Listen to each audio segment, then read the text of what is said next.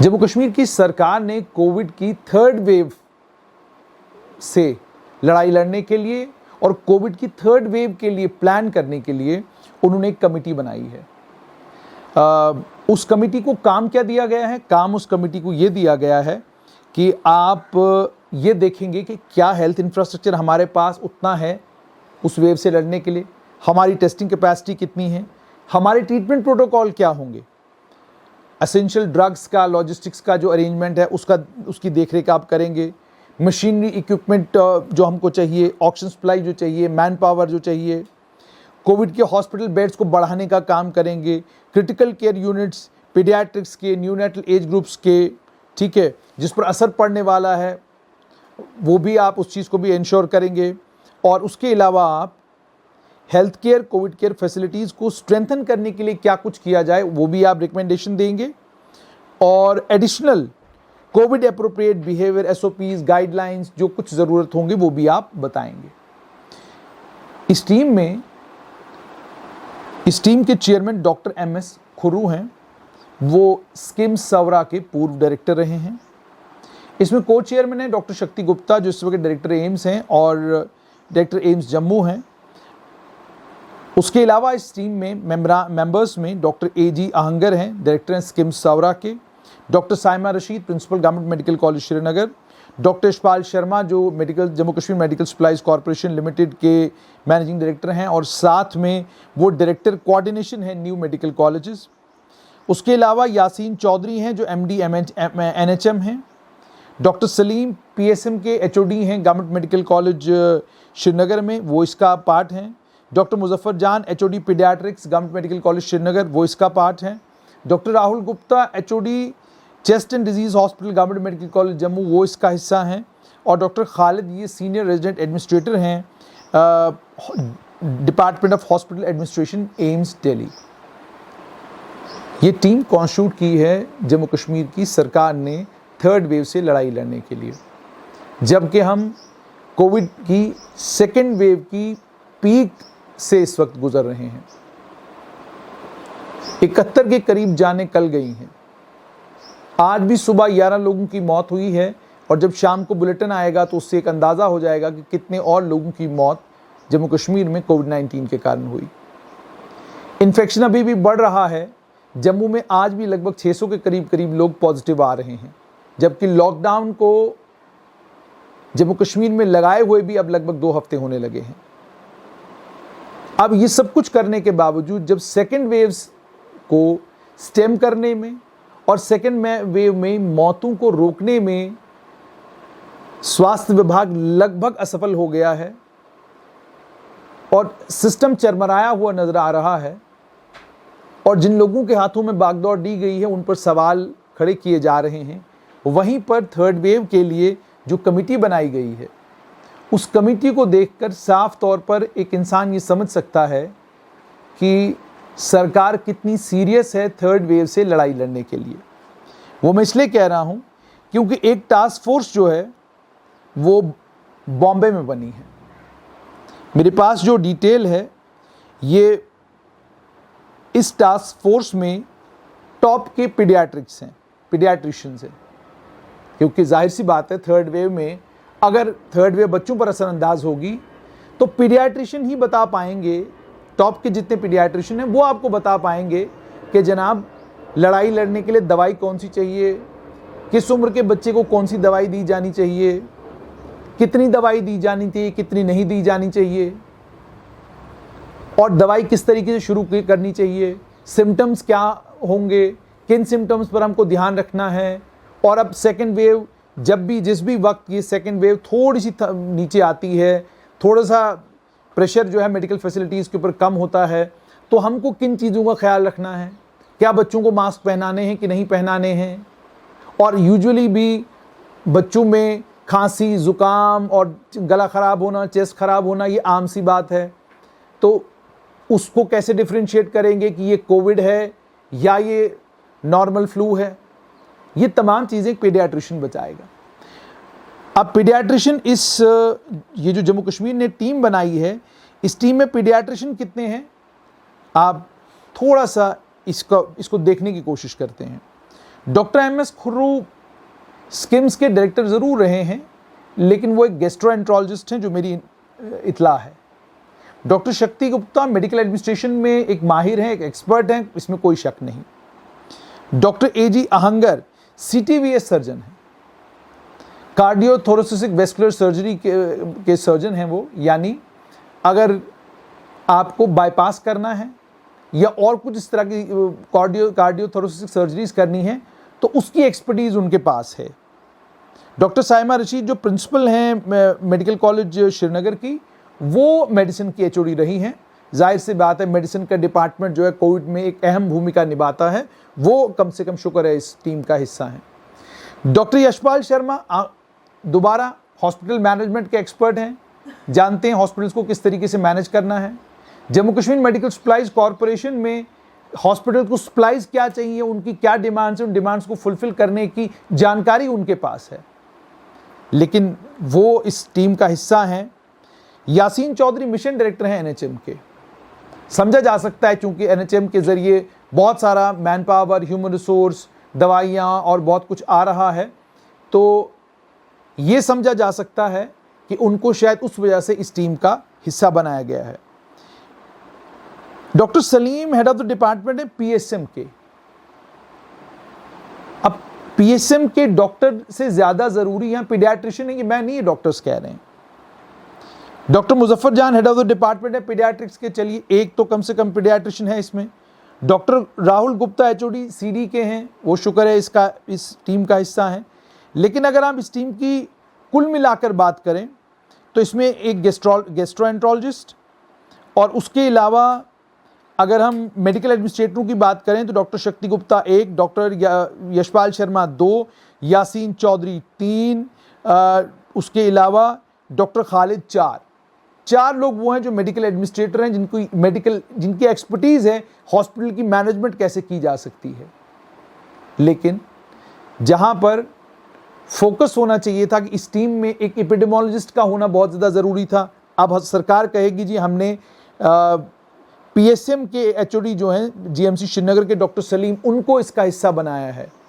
लेकिन आपका जो बेशतर एक्सपीरियंस है कोविड-19 की सेकेंड वेव में, जिसने ज़बरदस्त तरीके से नुकसान पहुंचाया है जम्मू संभाग को, तो क्या जम्मू संभाग के जो एपिडेमोलॉजिस्ट हैं वो इस टीम का हिस्सा क्यों नहीं?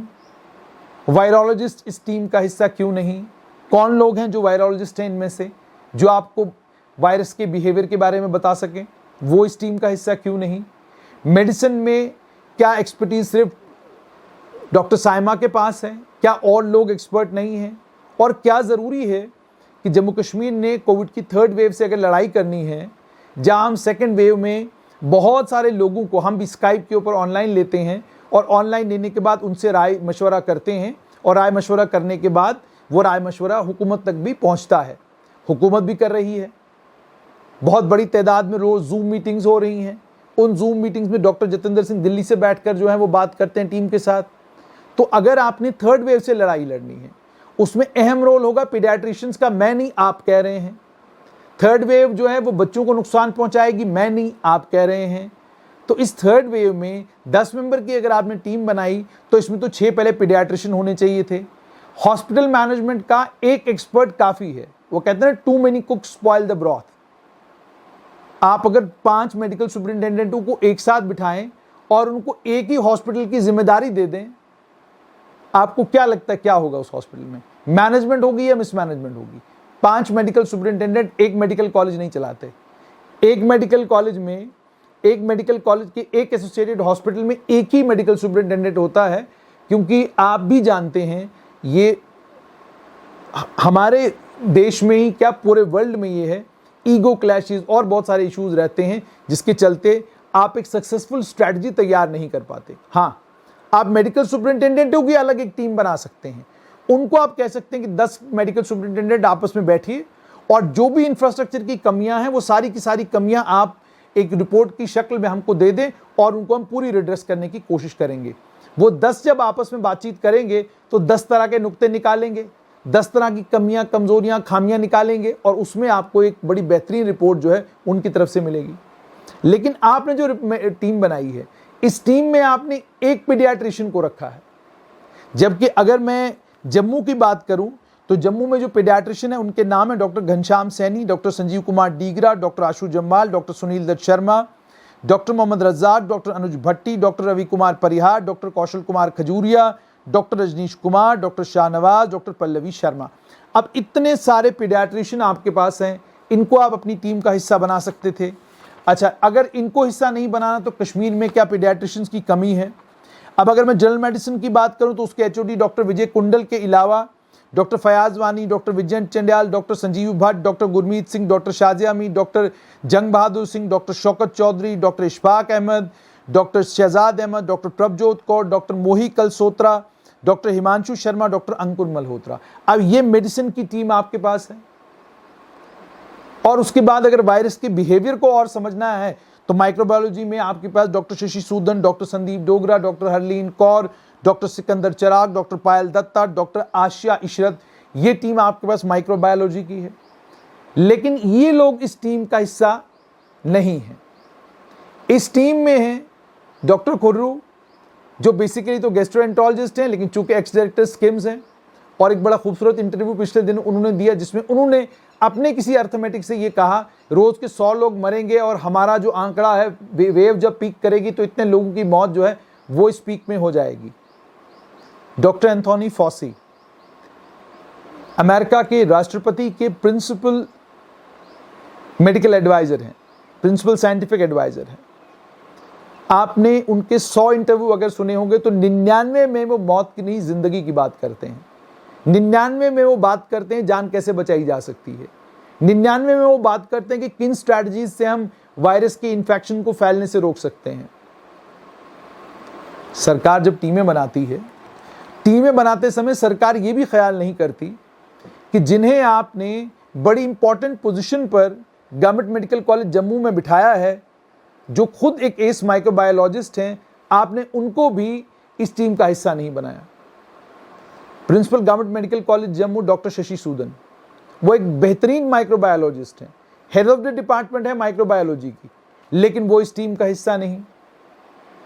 मेडिसिन के एचओडी डॉक्टर यशपाल कुंडल, वो इस टीम, माफ कीजिएगा, डॉक्टर विजय कुंडल, वो इस टीम का हिस्सा नहीं।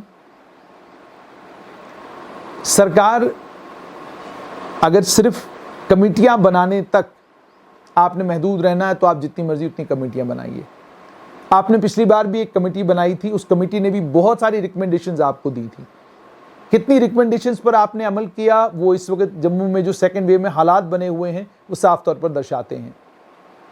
और आज आपने जो ये टीम बनाई है, इस टीम में आपने गवर्नमेंट मेडिकल कॉलेज जम्मू की प्रिंसिपल डॉक्टर शशि सूदन को न रखकर और बाकी जो लोग जम्मू में मेडिसिन में, चेस्ट डिजीज में तो चलिए डॉक्टर राहुल गुप्ता हैं, माइक्रोबायोलॉजी में जो लोग इस वक्त इस कोविड की लड़ाई में बड़ा इंपॉर्टेंट रोल, फ्रंटलाइन वॉरियर्स हैं, फ्रंटलाइन रोल प्ले कर रहे हैं, अगर आपने उनको इस टीम का हिस्सा नहीं बनाया तो समझ से बाहर है कि आप कोविड की थर्ड वेव से लड़ना चाहते हैं या एक फॉर्मेलिटी पूरी करना चाहते हैं।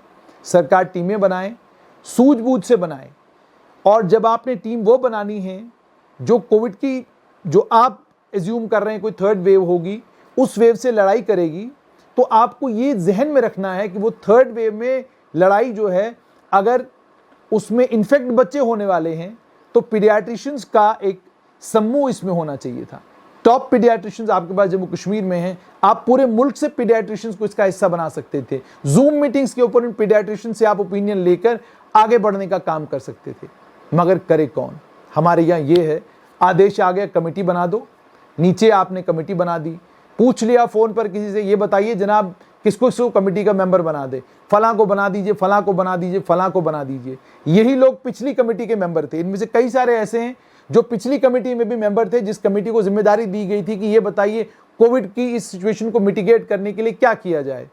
तो इन्होंने ही जो पिछली बार आपको सजेशन दिए थे, वो सजेशन आपने कितने माने और उनको मानने के बाद आपको रिजल्ट्स कितने अच्छे आए, वो गवर्नमेंट मेडिकल कॉलेज जम्मू और government medical college Srinagar, city hospital Jammu और सिटी हॉस्पिटल श्रीनगर से आपके सामने है। आपने डॉक्टर एम एस खुरू को इस टीम का चेयरमैन बनाया है। क्या एक अखबार को जो उन्होंने इंटरव्यू दिया, उस इंटरव्यू को पढ़ के आपने बनाया है? वो एक अच्छे गैस्ट्रोएंटरोलॉजिस्ट, एक बेहतरीन डॉक्टर हैं, ठीक है, लेकिन क्या उसका ये मतलब यह है कि वो पीडियाट्रिशियन भी हैं? क्या उसका ये मतलब है कि जो फ्रंट लाइन पर इस वक्त कोविड की लड़ाई लड़ रहे हैं उनके पास उन फ्रंट लाइन वर्कर से ज्यादा नॉलेज है? इसलिए टीमें बनाएं, सोच समझ के बनाएं, और बनाएं इसलिए कि आपने कुछ मकसद अचीव करना है। सिर्फ कागज काले करने के लिए टीम बनाने की जरूरत कोई नहीं है।